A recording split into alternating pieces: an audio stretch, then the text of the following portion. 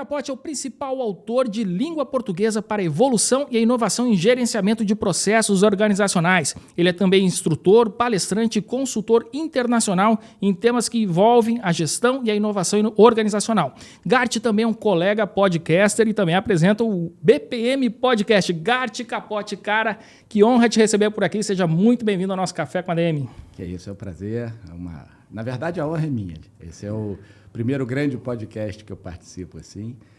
Tem o meu mesmo desde 2013, o BPM Podcast, que foi inspirado claramente no do Ricardo Vargas, sabe? Que bacana, uma claro. Escola, né, no Brasil, naquela época, tão longínqua, já falar de 10 anos. Mas o café de vocês é bem melhor.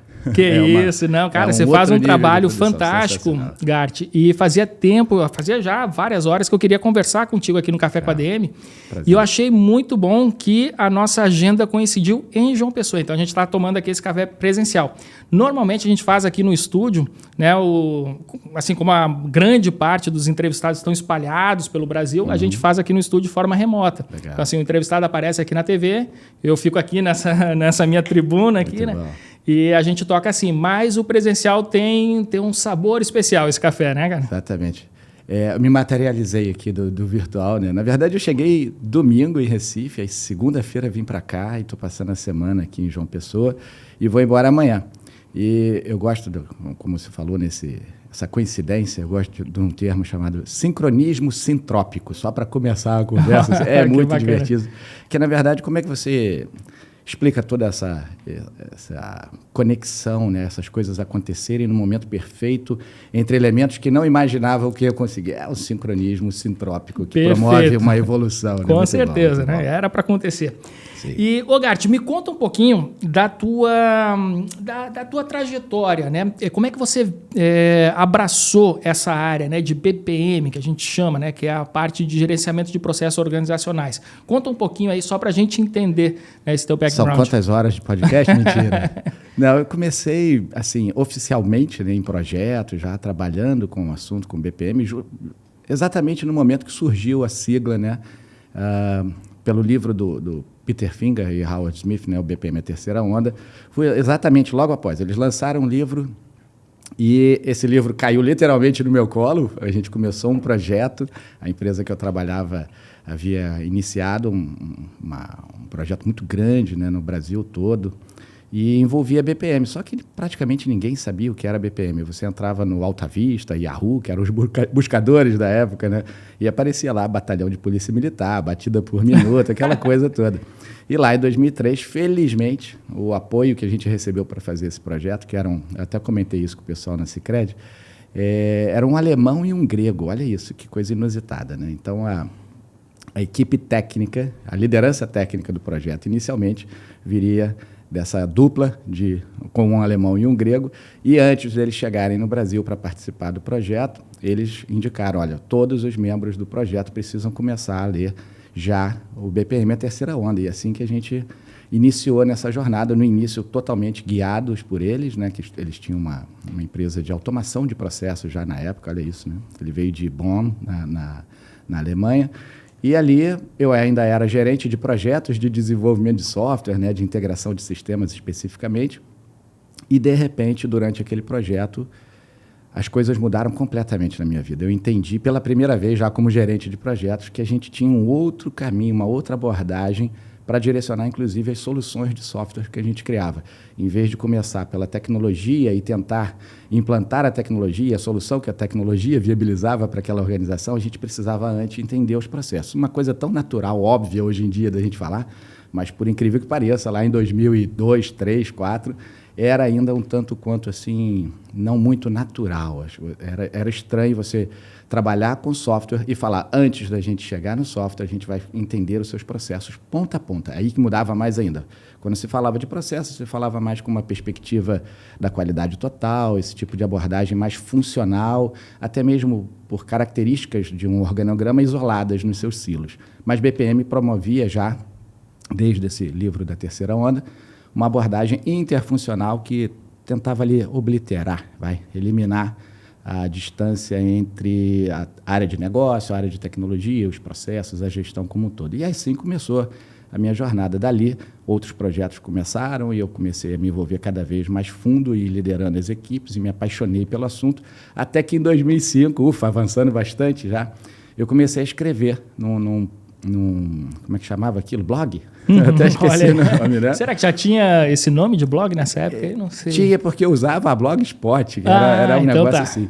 Aí eu criei o blog mundobpm.blogspot, depois comprei o domínio, aquela coisa toda. Era uma forma de propagar conteúdo na época, era escrever em blogs. A gente não tinha redes sociais, né? Estava começando ali. Nem Orkut, eu acho que não existia ainda, para você ter uma ideia. E ali, daquele blog, eu comecei a ter alguma audiência, né? Umas pessoas já seguiam, comentavam, e aí eu comecei a testar ideias. Eu sempre gostei de aprender algo, praticar, dar a minha versão ali, o meu tempero, e passar adiante para outros temperarem também, criarem novas receitas daquilo ali. E eu testei por volta de 2006, 2007 já.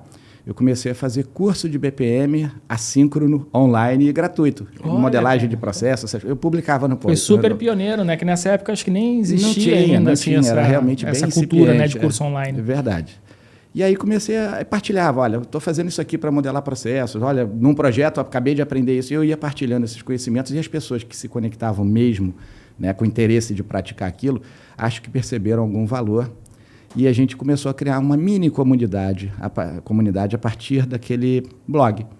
Foi quando eu, no uso desse blog, já avançando bastante a história também, eu comecei a sentir que estava na hora da gente profissionalizar um pouco. Inclusive, eu mesmo, já era 2007, alguma coisa assim, eu percebi que eu precisava não apenas valorizar o meu passe profissional, que eu era consultor, mas que também isso teria um caminho interessante de trilhar aqui no Brasil. A gente criar uma comunidade que teria interesse numa certificação para valorizar os membros dessa comunidade e destacar, olha, essas pessoas conhecem e praticam esse assunto com profundidade, com uma densidade, né, já estudaram um pouco mais do que, de repente, a gente encontra no dia a dia uma atuação menos profissional. E aí eu comecei a procurar certificações no assunto, em BPM, pelo mundo afora. Basicamente, a gente tinha 2 grandes movimentos acontecendo fora do Brasil, que era o BPMI, né, o Instituto, e tinha a ABPMP Internacional, que era o pior site de todos, era uma coisa bem amadora, mas eles tinham uma diferença na mensagem lá embaixo. O BPMI já muito mais profissional, depois eu conheci o Steve Towers, a gente até tem orgulho de dizer isso, que ele está no meu WhatsApp há muitos anos já, né? Mas a abordagem do Instituto era bastante empresarial. Eles queriam realmente certificar nos seus métodos, vender os cursos, aquela coisa toda.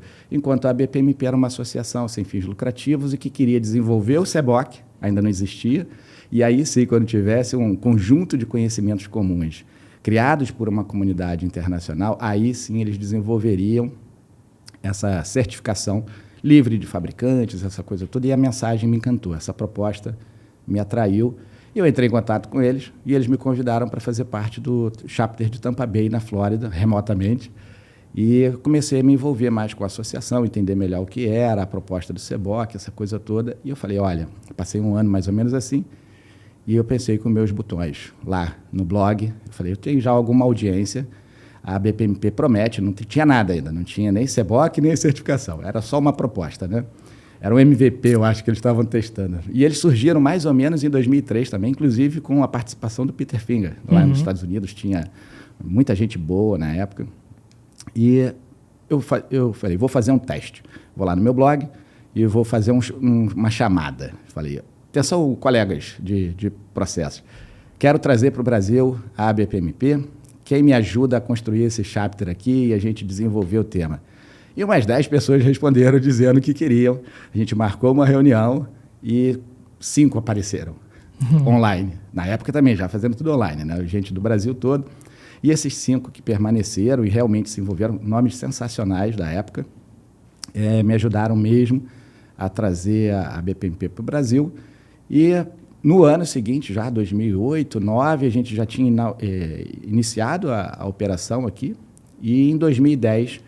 a gente fez pela primeira vez a primeira turma de certificação de profissionais em processos, o CBPP, já usando a primeira versão do CBOC, né, que não existia ainda, não estava pronta, e na versão da 1 para o 2 a gente já conseguiu fazer as questões, refinar, traduzir para o português, aquela coisa toda, e aí começou a atividade da BPMP Brasil, mais ou menos ali 2010 a gente já com as certificações, 2008, 2009, esquentando o mercado, aquecendo, atraindo os profissionais para uma colaboração maior. E aí a minha trajetória mudou completamente. Aí a coisa realmente se tornou o meu principal trabalho. Eu não conseguia mais pensar em fazer outra coisa. Eu atuava como consultor, dava aula, aquela coisa toda, mas eu vi ali que o meu caminho, com a ajuda dessas pessoas que me ajudaram assim tremendamente no início, né, para a gente poder estabelecer tudo, eu não conseguia pensar em outra coisa senão tornar ali o Brasil uma referência no assunto e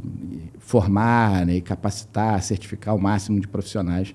E avançando só assim, mais 2, 3 aninhos, para você ter uma ideia, por volta de 12 a 13, nós já sabíamos que éramos o maior chapter do mundo.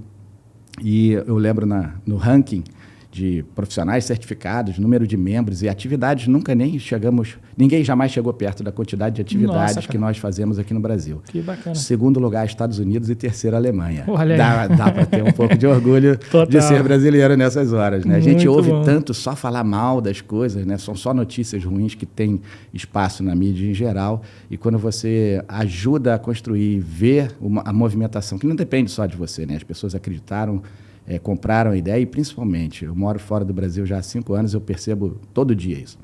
O brasileiro tinha que ter mais orgulho disso e realmente aceitar. Primeiro que nós não somos vira-latas, né, nem impostores, e temos uma outra característica fundamental e talvez ímpar. Nós estudamos por conta própria como quase ninguém, sabe? É um negócio que você vê, na Europa não dá nem para comparar. Se você não obrigar o europeu a fazer um curso bancado por uma empresa, ele praticamente não vai fazer nada por conta própria, a não ser que seja de diversão. Profissionalmente, eles entendem o cultural, né? Boa parte ali da região ibérica, etc.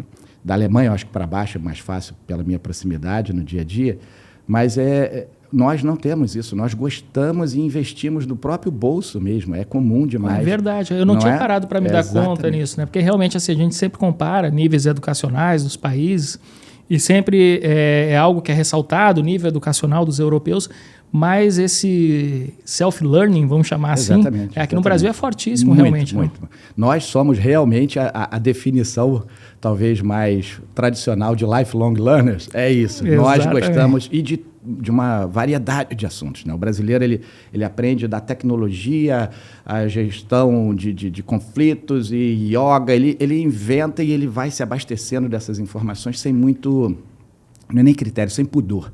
Ele se permite muito mais ser influenciado, né, num bom sentido, por tudo que é conhecimento, e isso torna o nosso povo, profissionalmente falando, diferente, destacado mesmo, tanto que a gente faz sucesso em qualquer lugar que vai. Quando o brasileiro resolve, eu vou morar fora e vou fazer alguma coisa lá em outro país, ele normalmente se destaca, né, porque ele já tem essa característica de ter que se superar todo dia para poder vencer num país bastante gigante, riquíssimo, mais complicado no seu dia a dia ainda. E quando ele chega nesses países, as pessoas já estão, não é nem acomodado, eu acho que culturalmente não existe aquela sensação de que eu preciso fazer um pouco diferente para me destacar e sobreviver. Nós temos isso no sangue, né? Como os paulistas têm um termo muito engraçado e traduz bem, né? Que é o sangue nos olhos, né? Eu acho que é paulistano esse termo, mas é muito bom. E nós temos isso, eu não direi nem só sangue nos olhos, né? Eu acho que nós temos paixão por aprender e se sentir que está evoluindo, sabe? E isso é um diferencial gigantesco para nós. Total, né? Hoje em dia, né, quando a gente fala de soft skill, essa aí é uma talvez a principal, né? Exatamente, soft skill. Exatamente.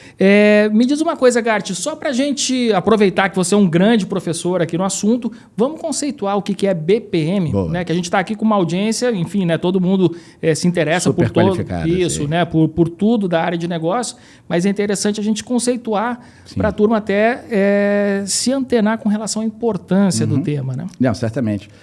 Eu gosto de tentar assim, simplificar ao máximo para a gente não entrar numa aula muito técnica ou num ambiente não tão, né, educacional assim, né, no sentido do rigor técnico. Mas eu resumiria dizendo o seguinte: BPM é uma forma de organizações, em geral, de qualquer tipo ou tamanho, entenderem as coisas como elas realmente acontecem na sua operação.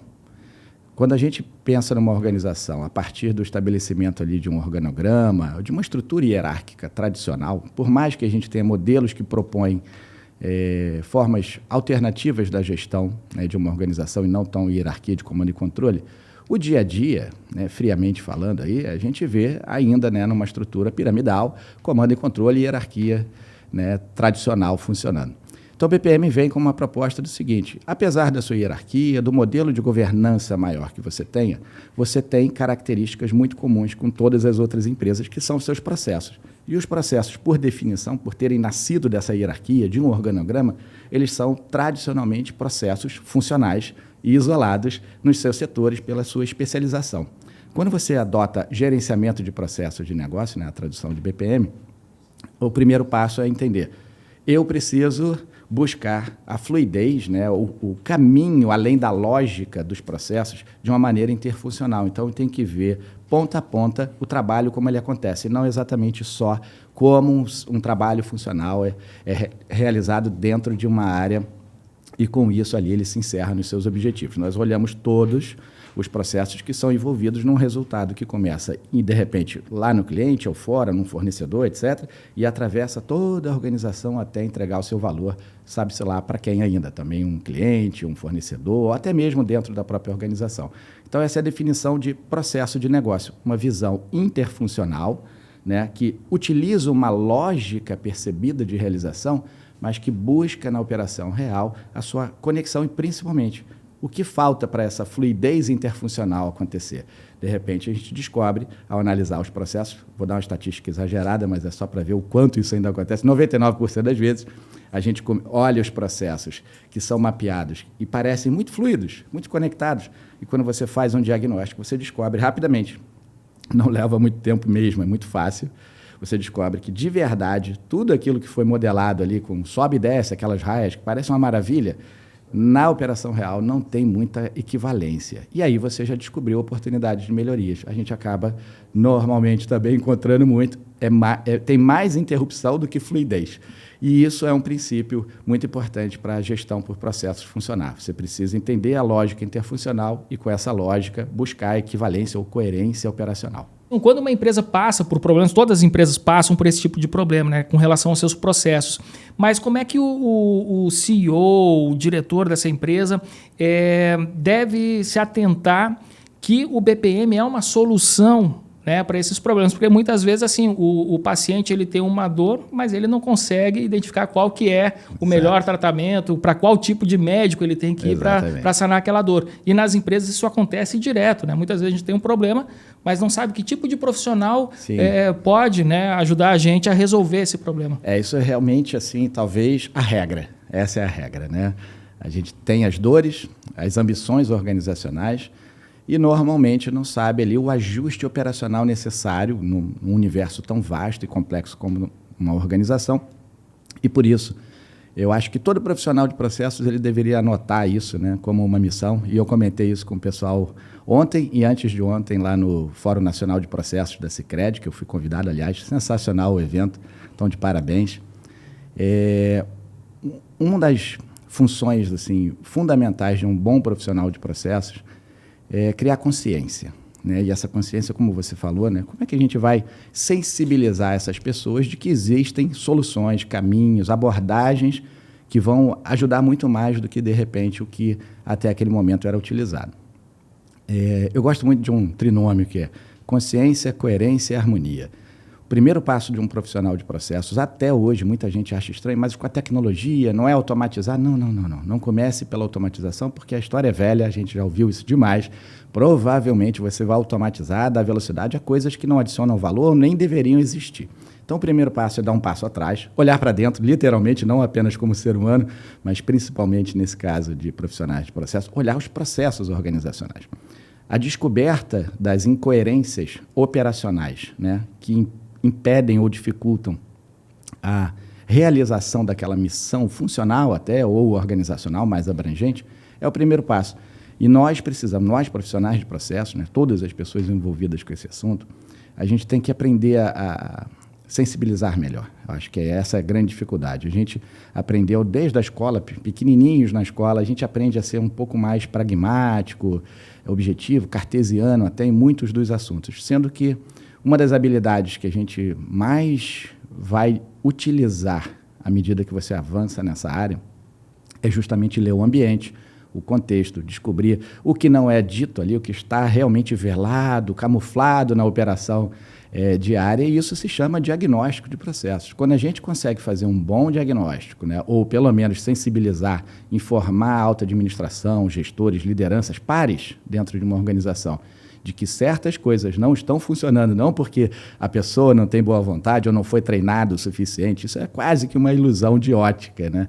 Na verdade, é que existe uma incoerência entre o que é dito para ela fazer, da forma que ela tem que fazer e como ela realmente é capaz de fazer de acordo com o processo, que obriga ela a fazer ter certos comportamentos.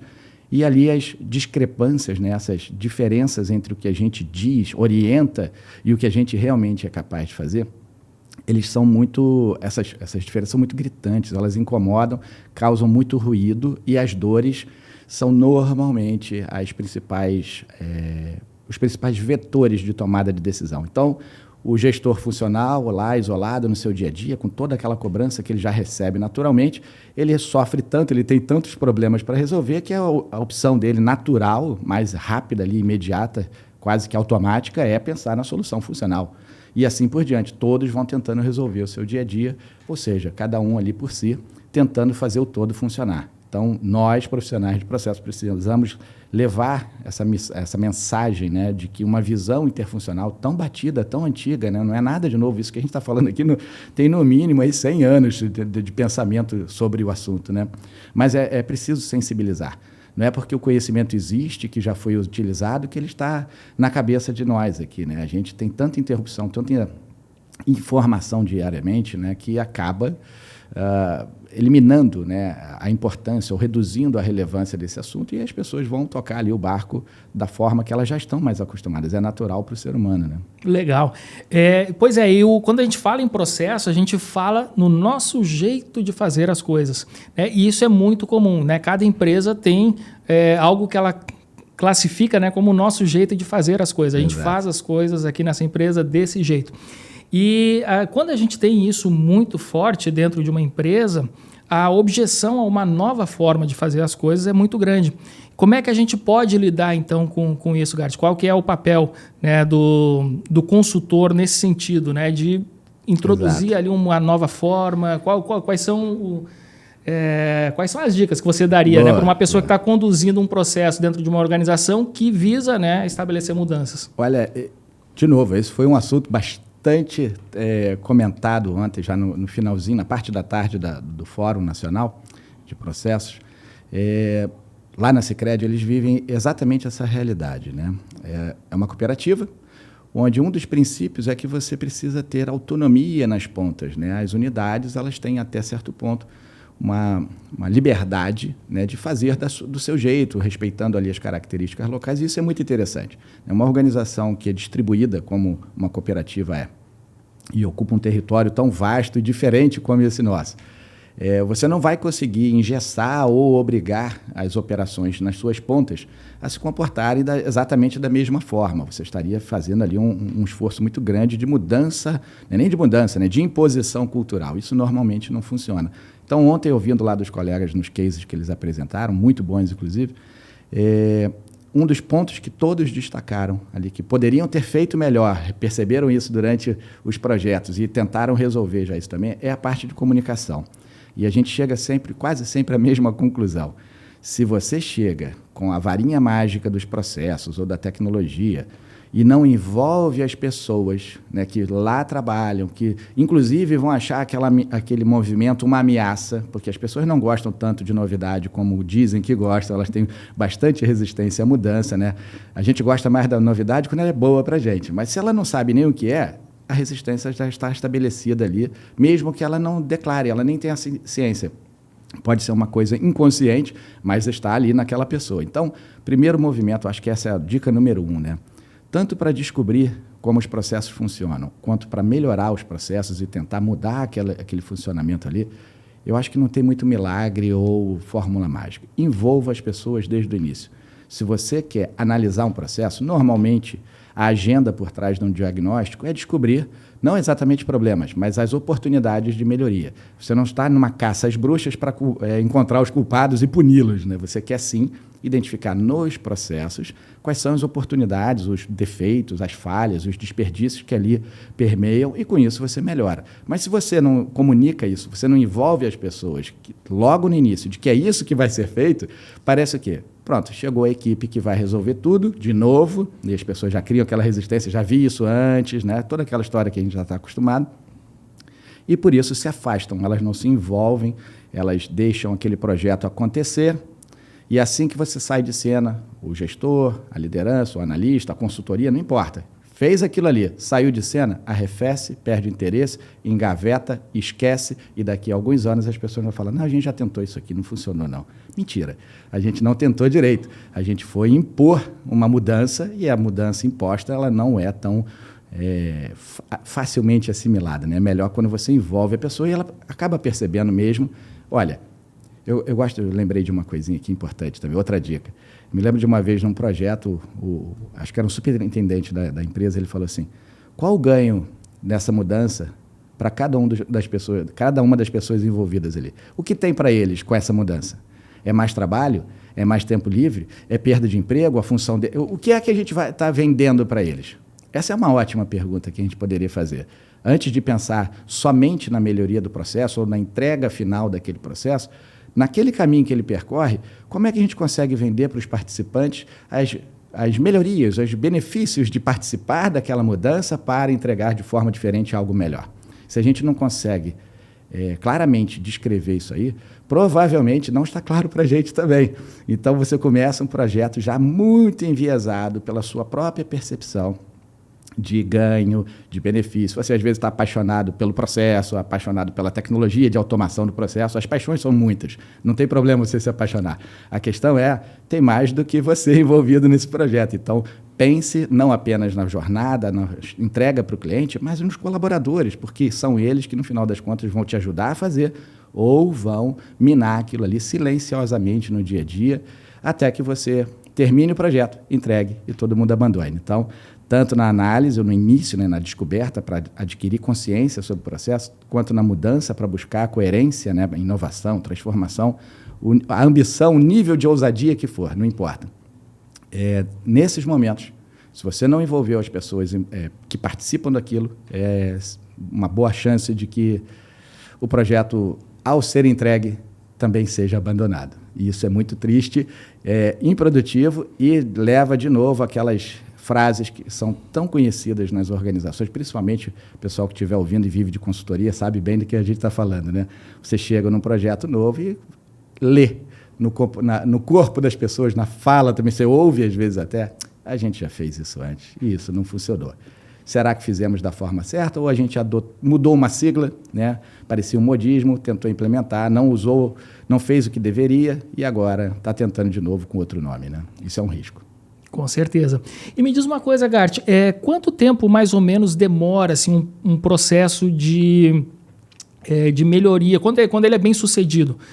Quanto tempo assim, uma empresa consegue transformar todos os seus processos, enfim, e passar a operar nessa nova batida? Olha, hoje em dia, considerando a tecnologia a nosso favor, né, é muito mais rápido. Quando eu comecei lá em 2013, era uma loucura, porque a gente, além do projeto de processo, a gente tinha o projeto de desenvolvimento do software que ia rodar aquele processo. Não existiam os BPMS que a gente tem, os RPAs, a inteligência artificial, process mining, nada disso existia, né? Era tudo muito rústico, muito braçal. A gente tinha que codificar as coisas também, né? Hoje em dia, não tenho assim, um número exato, né? Claro, mas eu diria que a gente, a grosso modo, em 6 meses, começa a ver os resultados já, inclusive usando tecnologia, porque essas ferramentas mais modernas, né, de automação, regras de negócio, automação dos processos, robotização de tarefas repetíveis, esse tipo de coisa, você implementa quase sem codificação já. Então, uma equipe não exatamente puramente de TI, né, pessoas de negócio, elas participam da definição do processo e a implementação tecnológica daquilo ali hoje é assustadoramente rápida, né? Cada vez mais essas ferramentas elas já vêm pré-prontas, conexões por API, etc. Então, facilita demais nesse tipo de abordagem. Aí eu queria fazer uma ressalva. caminhar para um processo, uma melhoria de processo, uma transformação, o nome que queira dar, né? Uma mudança de processos que vai usar a tecnologia para substituir trabalhos sem muito valor e repetidos, a gente faz isso com facilidade e em pouco tempo. Quando a mudança no processo envolve, aí sim, cultura, jornada do cliente, o envolvimento das pessoas, é um trabalho muito mais humano envolvido naquela construção de valor, aí já é mais delicado e vai ter todo esse complicador, né, ou essa nuance aí de como é que a gente vai envolver as pessoas e fazer com que elas entendam, comprem a ideia, realmente acreditem. Ontem eu usei um termo que eu gosto bastante, já ouvi muitas vezes. Quando as pessoas envolvidas veem verdade naquilo ali que você está propondo, elas veem inclusive na liderança de que aquilo é verdadeiro, é intencional, não é só mais um discurso de projeto milagroso, elas embarcam, né? E não por obrigação. Tem aquela máxima, né, de não foi por amor, vai por dor ou terror, né? Então, o medo de sentir a dor lá na frente. Envolver pessoas fica um pouco mais, não demorado, leva um pouco mais de tempo, somos seres humanos, né? Mas se a gente fizer um trabalho bom de comunicação, de envolvimento dessas pessoas, isso dilui muito a resistência. Não elimina, mas ajuda, né? Perfeito. Gart, você costuma unir duas pontas, né? Uma é a experiência do cliente, né? E a outra o BPM. E eu queria saber, né, como é que essas duas pontas conversam e como é que o BPM pode determinar se a experiência do cliente vai ser boa, né, ou se vai ser ruim. Boa. Essa é uma pergunta sensacional e apaixonante. Eu cada vez mais vivo nessa integração. Acho que é a minha missão atual, né? Eu vou trocando de missão, assim, acho que a cada década. Mas dessa década, pelo menos, está assim, há alguns anos já funcionando nessa integração entre os processos de dentro para fora e os processos de fora para dentro, traduzindo a jornada de experiência dos nossos clientes com os processos organizacionais que ajudam ou atrapalham essa jornada, né? Então, eu gosto de separar os vetores, né? Quando a gente começa um projeto ou uma iniciativa, uma ideia de mudar alguma coisa, e o vetor principal parte de dentro da organização para fora, para a entrega de valor lá fora, né, para os seus clientes, fornecedores, o que seja, a gente tem uma orientação muito mais organizacional, operacional, institucional. Então, é muito mais, tradicionalmente, mais focado em melhoria de capacidade, redução de custo, etc. Coisas que fazem sentido para o dia a dia organizacionalmente, intramuros, né? Quando a gente começa um projeto, ou tem como um vetor mais predominante, preponderante ali, a experiência, a jornada do cliente, da entrega de valor e do uso desse valor lá fora, né, pelos nossos clientes, para dentro da organização, nós mudamos alguns elementos, adicionamos, melhor dizendo. A gente adiciona elementos que no dia a dia, intramuros, não fazem parte da conversa. E esses elementos são o que acontece quando o meu cliente liga para a gente, o que acontece quando o meu cliente ele utiliza os nossos produtos, quando ele precisa da gente. E isso chama, basicamente, experiência, né? As interações dos nossos clientes, dos utilizadores dos nossos produtos e serviços, no seu dia a dia, lá na vida deles, que a gente não controla, a gente não orienta, né? A gente acaba só oferecendo momentos, pontos de contatos e canais que a gente pode se relacionar. Mas a gente não controla a forma e a hora que eles vão fazer, né? Mas o que a gente estabelece na jornada de cliente é uma série de estratégias organizacionais numa pseudo-evolução de relacionamento ali projetada, chamada jornada, e a gente bota esses pontos de relacionamento que capturam, né? Ou seja, o meu cliente, quando ele vem aqui no site, ele acessa, ele tem uma experiência. Quais são os processos relacionados a isso? Não apenas a tecnologia, porque senão a gente encerra a percepção de experiência do cliente na interface de relacionamento. Mas para aquela interface funcionar, além da parte tecnológica, todos os processos organizacionais precisam minimamente estar ali coerentes, sintonizados naquela situação, para que a gente consiga entregar a promessa de valor e aí sim manter ali uma expectativa ou um relacionamento dentro daquela frágil, né, onda emocional que, no final das contas, traduz para aquele ser humano do outro lado, chamado cliente, se aquilo é bom ou ruim.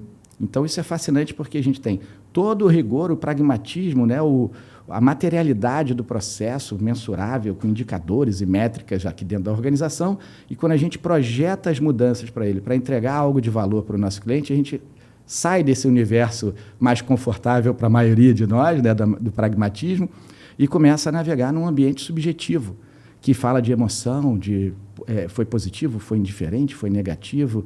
Eu gosto de um elemento para ajudar nisso, que é o seguinte.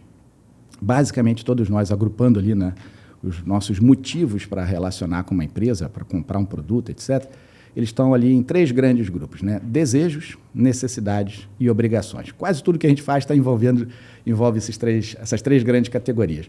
Se a gente não começa a entender isso na relação com os nossos clientes, a gente está perdendo uma série de oportunidades. Não estou falando só de monetizar, não. Oportunidades de criar e entregar melhores experiências, melhores relacionamentos com o cliente. E a gente vive esse momento, século XXI, inicial, né? Onde a expectativa é tão compartilhada, né? As experiências são tão partilhadas o dia inteiro, que cada pessoa, sem nem mesmo ser cliente, ela já tem uma série de expectativas e ela já criou uma história mental sobre praticamente tudo que existe, né? É difícil alguém não conhecer sobre qualquer coisa que já está aí disponível nesse momento. Então, as organizações elas se complicaram muito, né? Elas têm uma vida hoje muito mais complexa de tentar corresponder a uma série de expectativas que ela não sabe, né? Algumas delas ela já consegue capturar em alguns momentos nas redes sociais, mas boa parte do tempo ela vive ali, flutua, né, num mar de experiências esperadas pelos pseudo ou possíveis clientes, e isso aí, quando acontece, é um choque de realidade. Aí vem os indicadores, os NPS, os CSATs da vida, para tentar mostrar para a gente, eita, acreditávamos que estávamos bem nisso aqui, ou que estávamos entregando algo positivo, tão bom quanto a gente projetou, mas de verdade os clientes não estão achando isso aí. Então, essa conexão da jornada e das experiências com os processos, eu diria que é mais um vetor de alinhamento, não o único, tá? Se a gente, eu tenho muito cuidado com isso para não parecer, então, todas as melhorias precisam partir da experiência, do outside-in, de fora para dentro? Não necessariamente. O contrário também não. Eu não posso cuidar de uma organização olhando só intramuros e esperando que tudo seja percebido com valor lá fora, né? É uma questão de combinar, adicionar e não de exclusão, né? Eu gostei que você falou, né, que esse processo ele não se encerra na tecnologia. E o que a gente observa hoje em dia é que as empresas estão muito, eu vou dizer, muito entusiasmadas, né, com as novas tecnologias. Novamente, né?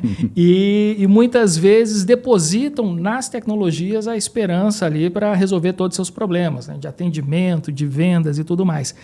E aí o que acontece, né? Muitas vezes o cliente ele quer ter um contato com a empresa e a empresa construiu toda uma série de processos, né, ancorados em tecnologia que acabam afastando o cliente da empresa. Então, assim, muitas vezes você é atendido por um chatbot e o chatbot não tem a solução para todos os seus problemas, né?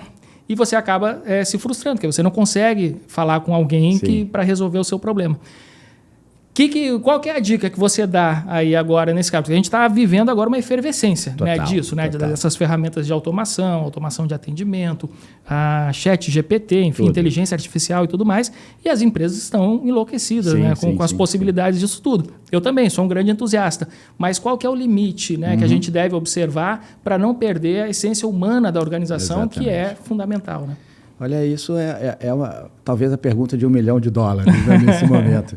Mas eu gosto de tentar simplificar, inclusive para mim acho que todos nós estamos ansiosos com essa situação. Estamos ansiosos pelos próximos capítulos dessa inteligência toda, essa coisa, né? Mas, independente da tecnologia que será utilizada, mais ou menos, acho que tudo começa com o entendimento para quem a gente está fazendo aquilo.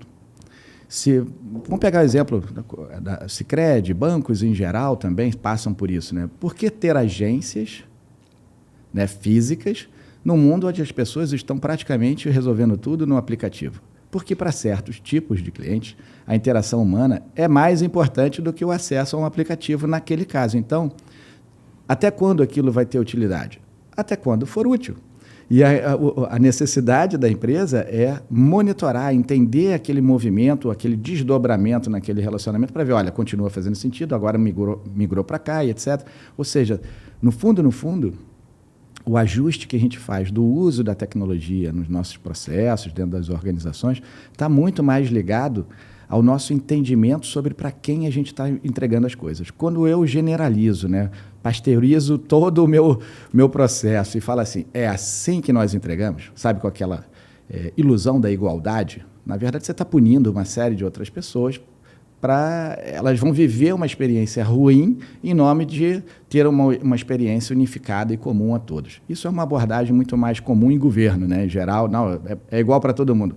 Ok, se você pensa dessa forma, você está intencionalmente eliminando as oportunidades de atender melhor quem precisa de mais ajuda, né, diferenciar aquele seu atendimento. Eu gosto de usar o exemplo, por exemplo, do SUS.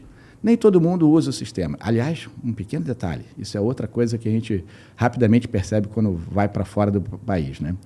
Nós temos um sistema com todos os seus defeitos, que não são poucos e a gente já conhece, mas ele não tem equivalência fora do país também não, tá? A gente está muito mal acostumado de ter uma saúde com todas as suas falhas, mas muito superior a que todos os países da Europa, por exemplo, têm. Ô, Gart, você mora onde? Acho que os nossos ouvintes estão em Portugal. 5 anos agora em Portugal, mas circulo lá pela Europa ali, né? E basicamente inexistente o sistema de saúde europeu, tá? Para a gente não se iludir e achar, nossa, é tão ruim aqui. Lá é pior. E não é de graça, é só para uma pequena parte, né? Mas, usando esse exemplo do SUS, né? Se você tem um sistema de saúde, né, tão grandioso, num país tão gigante quanto o nosso, você, quando escolhe atender todos da mesma forma, você vai atender mal, provavelmente, quem mais precisa. Porque quem não precisa daquele sistema, ou tem condições, até precisaria, mas tem condições de pagar a sua alternativa particular, ok, ele já conseguiu, já resolveu a situação dele. E esses outros que não têm condições, você reduziu a régua, você estimou, né, projetou tudo para atender uma camada e numa quantidade que, se você tivesse direcionado melhor para certas populações e utilizadores mais vulneráveis, que precisam mais daquilo ali, talvez você entregasse um serviço melhor para quem mais utiliza. Voltando para os bancos e todos os outros negócios que existem atualmente, né? É a mesma regra.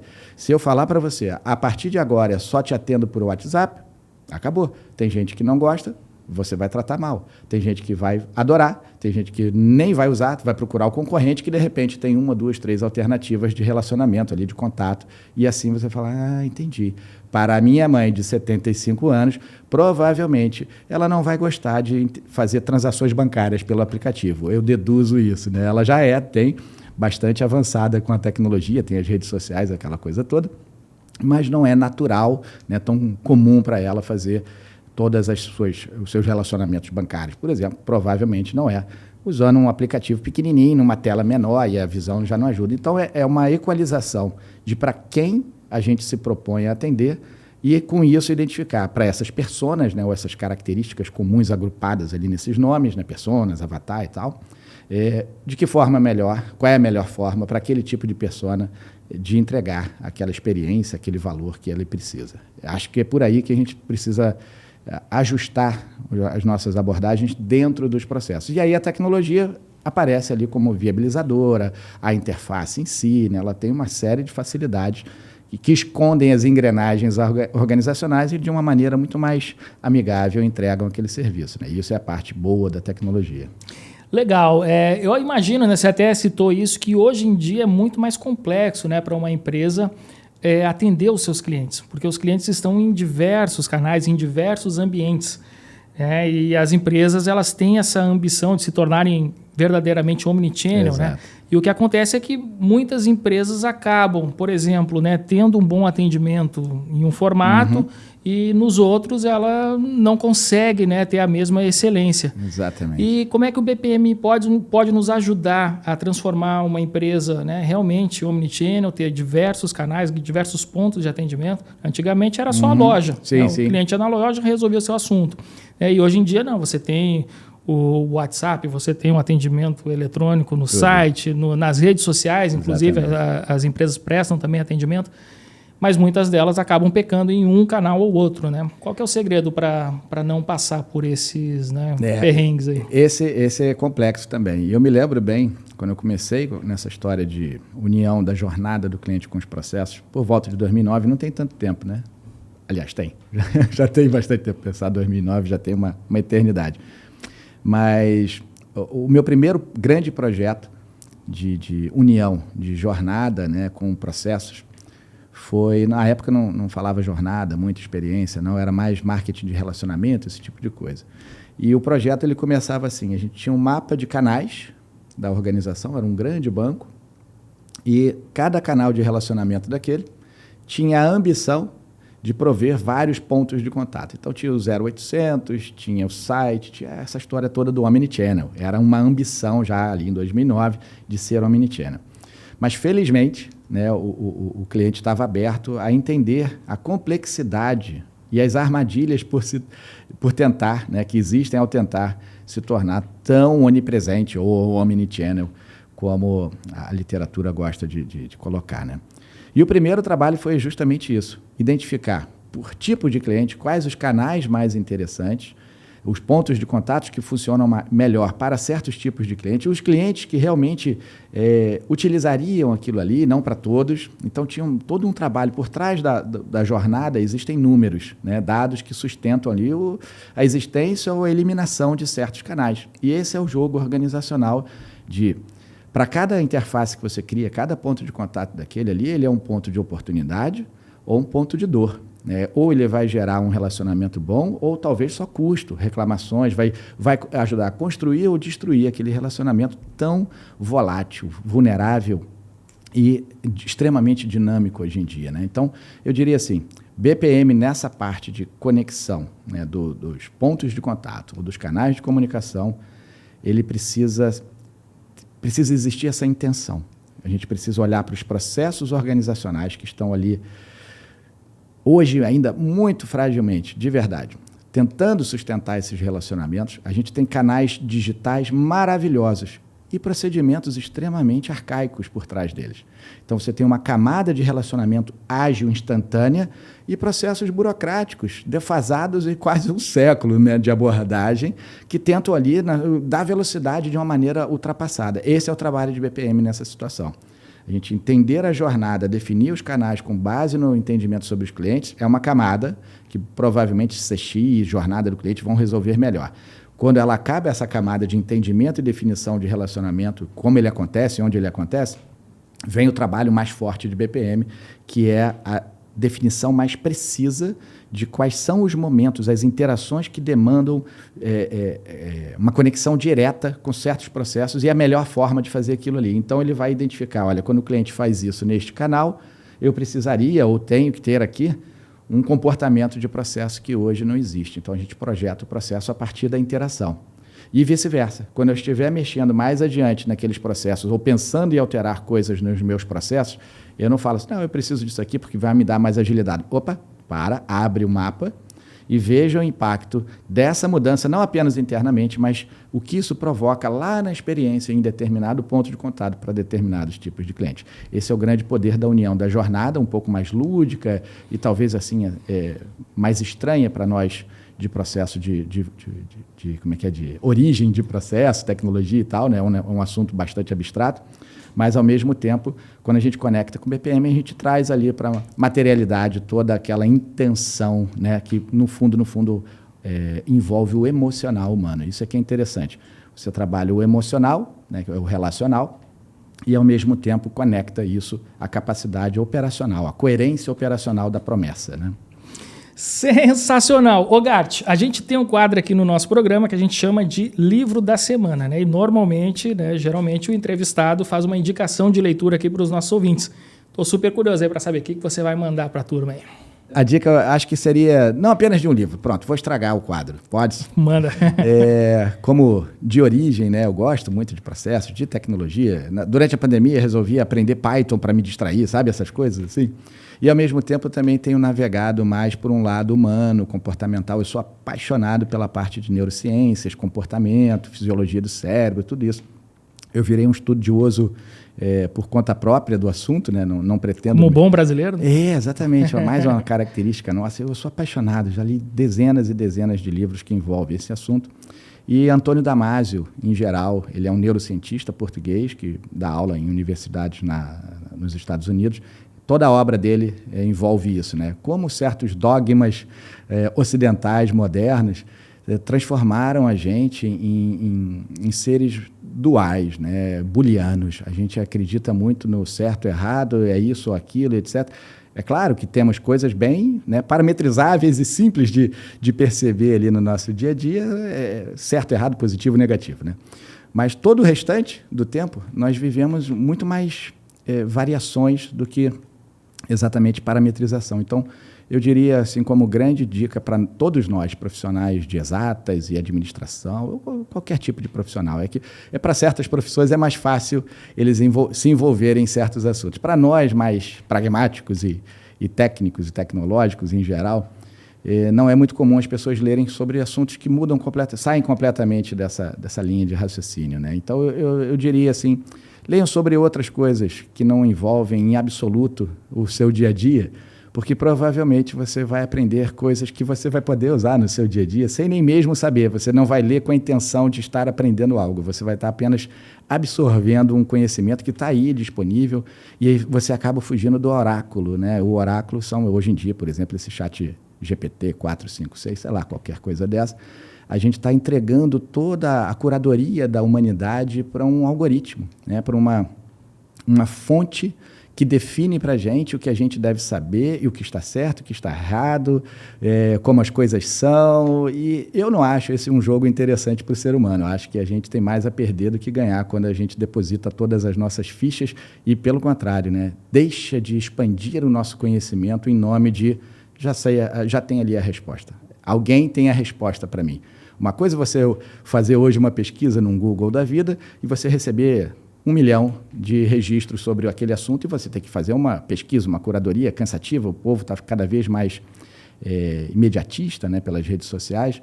E agora tem essa oportunidade de se tornar menos relevante ainda, né? Porque você agora nem mais vai precisar pesquisar. Você pergunta e ele diz, é isso ou aquilo. Isso é, para mim, uma armadilha pré-pronta já, né? Eu acho que a gente precisa entender isso aí, usar para o que importa realmente, mas restringir. Eu acho que a gente deveria pensar nessa expansão do nosso conhecimento, da nossa consciência, em vários assuntos além do nosso técnico, né? E, com isso, conseguir ter uma visão mais abrangente e até mesmo, com isso, a partir dessa consciência ampliada, identificar isso é um risco, isso aqui é possível, isso é interessante, isso aqui já não é tão bom para mim e, quiçá, para toda a sociedade, né? Então, acho que, de repente, nesse momento, uma boa dica de leitura é leia sobre coisas além da nossa própria prática profissional, porque, querendo ou não, você vai expandir seus horizontes e, com isso, talvez até se apaixonar por outros assuntos também. E eu começaria ali por essa área. Antônio Damasio, qualquer coisa que envolva comportamento humano, neurociências, são coisas que expandem demais. A hora que você entende minimamente, né, não precisa se tornar um cientista, mas quando você entende minimamente que boa parte do tempo você passa funcionando do mesmo jeito, porque fisiologicamente a coisa está pronta dessa forma e você só repete seus padrõezinhos uma vida inteira, quanta gente nem sabe disso. Quanta gente simplesmente se sente estressada, ansiosa, triste, deprimida, etc., não sabe por quê.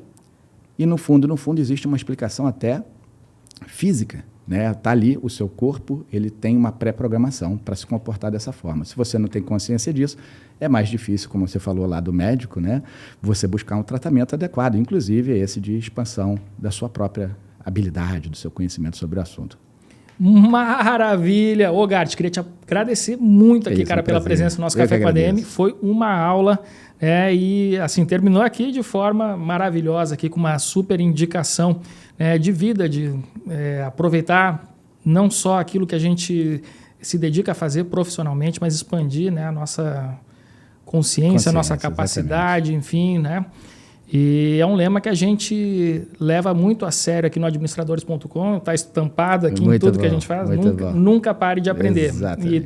E estamos totalmente alinhados aqui. Posso só adicionar mais um? Claro, manda aí. Antes de ontem eu finalizei a minha participação na primeira palestra no Fórum Nacional de Processos da Sicredi, e eu deixei a seguinte mensagem. O tema era Gestão por Processos 3.0, olhando para o futuro. E a minha última fala foi assim, talvez seja interessante num momento de pensar, olhar, planejar o futuro, talvez o primeiro passo mais interessante antes seja olhar para dentro. E isso, falando pessoalmente e organizacionalmente, é muito poderoso. É a busca da consciência sobre a sua operação, seus processos, ou até mesmo você, para que aí sim você tenha clareza da coerência necessária e aí com isso promove uma harmonia, a redução ou diluição de ruídos, interferências e dificuldades na fluidez da sua vida, profissional ou pessoal. Acho que esse é um bom caminho, eu tenho tentado trilhar nos últimos anos e cada vez mais feliz por perceber a evolução à medida que a jornada se constrói caminhando, né? Excelente. Pessoal, olha só, encerramos aqui mais um capítulo do Café com a DM com uma aula incrível do Gart Capote. Cara, passar aqui tuas redes sociais para a turma grudar aqui no seu trabalho, manda aí. O meu site é gartcapote.com e Instagram e LinkedIn é esse nome que ajuda bastante. Bem fácil de achar. Gartcapote.com, você não tem como errar. Tá? Muito bem, Gart. Obrigado mesmo aqui pela presença. Muito e bom. você que está nos assistindo, nos ouvindo, não esqueça de curtir esse conteúdo que a gente gerou aqui hoje, um conhecimento fantástico aqui gerado pelo Gart Capote, e também compartilhar com seus amigos. Então tem um botãozinho de compartilhar, tanto no Spotify quanto aqui no YouTube. Manda para os seus amigos, compartilha em grupos de WhatsApp, não fica só com você. A gente está na era, né, Gart, aqui, a era do compartilhamento. Exatamente. Não adianta só a gente aprender e ficar só com a gente esse conhecimento. Essa é a chave. Então manda ver e na próxima semana a gente volta com mais cafeína para vocês. Combinados então? Até a próxima semana e mais um episódio do Café com a DM, a sua dose de cafeína nos negócios. Até lá!